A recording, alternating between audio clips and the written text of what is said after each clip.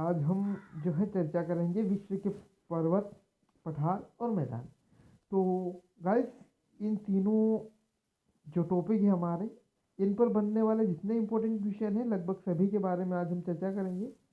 तो वीडियो को स्टार्ट करने से पहले यदि आप चैनल पर पहली बार विजिट कर रहे हो तो चैनल को सब्सक्राइब ज़रूर कर दें और वीडियो को भी लाइक कर दें, कमेंट कर दें, शेयर कर दें।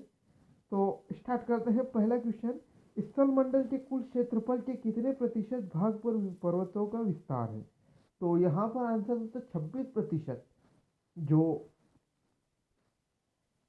29% भाग पर जो क्षेत्रफल है पृथ्वी के स्थलमंडल, उस स्थलमंडल के लगभग 26% भाग पर जो है पर्वतों का विस्तार हुआ है। इसके बाद पर्वत की गणना किस श्रेणी के स्थलों में की जाती है? तो द्वितीय श्रेणी। यह भी इम्पोर्टेंट क्वेश्चन। दोस्तों, आज हम लगभग सारे इम्पोर्टेंट क्वेश्चन जो हैं खत्म कर देंगे जो कि आपके एग्जाम में आने वाले रहते हैं। इसके बाद विश्व की कितनी प्रतिशत जनसंख्या पर्वतों पर निवास करती है? तो लगभग 1% जो जनसंख्या हो है दोस्तों विश्व की, जो पर्वतों पर निवास करती हैं। इसके बाद रेडियो सक्रियता का सिद्धांत किसने प्रतिपादित किया? तो जो जॉली है, तो उन्होंने जो है रेडियो सक्रियता का सिद्धांत प्रतिपादन किया था। इसके बाद रेडियो सक्रियता का सिद्धांत किससे संबंधित है? तो आंसर है पर्वतों की उत्पत्ति से। पर्वतों की उत्पत्ति से जो है रेडियो सक्रियता का सिद्धांत संबंधित है। इसके बाद पर्वत निर्माणक भूसन्नति सिद्धांत किसने दिया? तो आंसर है कोवर। इसके बाद विश्व ने विशाल वलित पर्वतों की रचना कितने मिलियन वर्ष पूर्व हुई थी? तो 30 मिलियन वर्ष पूर्व जो विशाल वलित पर्वत है उनकी रचना हुई थी। इसके बाद नवीनतम पर्वतमाला कौन सी है? तो यूराल पर्वत श्रृंखला। दोस्तों, जो यूराल पर्वत श्रृंखला है जो विश्व की नवीनतम पर्वत श्रृंखलाओं में से आती है। इसके बाद हिमालय पर्वत किसके अंतर्गत आता है? तो दोस्तों ये भी नवीन वलित पर्वत के अंतर्गत ही आता है। इसके बाद हिमालय पर्वत की उत्पत्ति किस भूसन्नति से हुई है? तो टेथिस जो है जिससे जो हिमालय पर्वत की उत्पत्ति हुई है।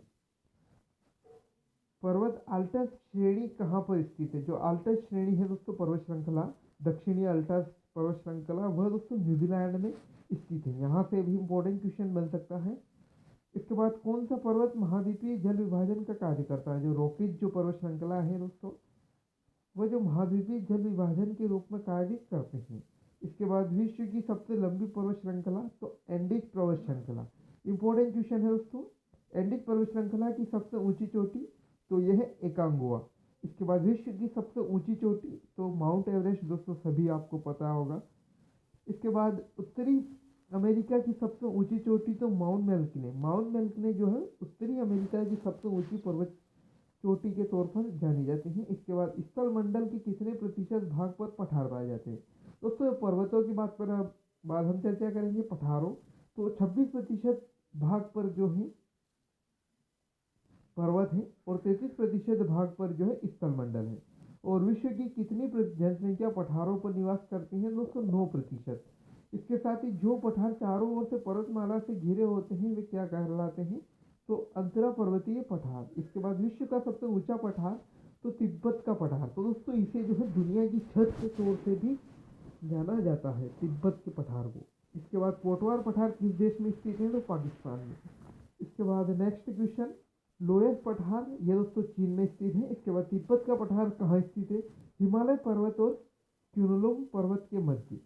इसके बाद किस पठार को दुनिया की छत के नाम से जाना जाता है? पामीर के पठार। अभी दोस्तों हमने इसके बारे में चर्चा की। पामीर के पठार जो है दुनिया को छत के तौर पर उसे जाना जाता है। इसके बाद किस पठार से 3 धातु का सर्वाधिक उत्खनन किया जाता है? बोलीविया के पठार से। तो इम्पोर्टेंट क्वेश्चन है।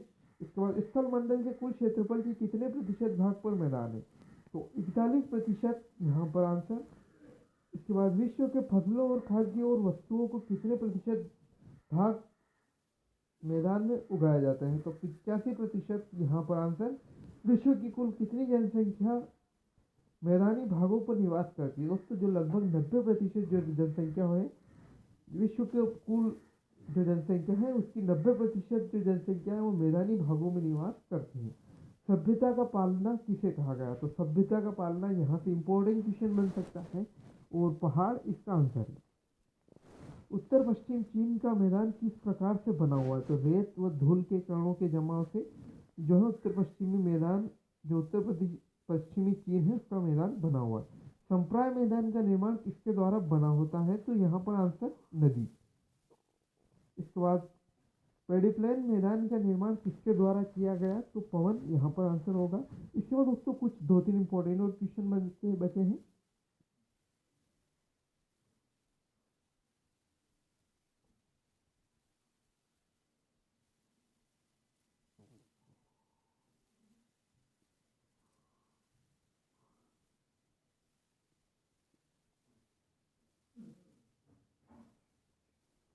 आई होप कि आपको समझ में आया होगा, और आप चैनल को भी सब्सक्राइब कर लेंगे। Thanks for watching. मिलते हैं ऐसी ही नई अपडेट के साथ।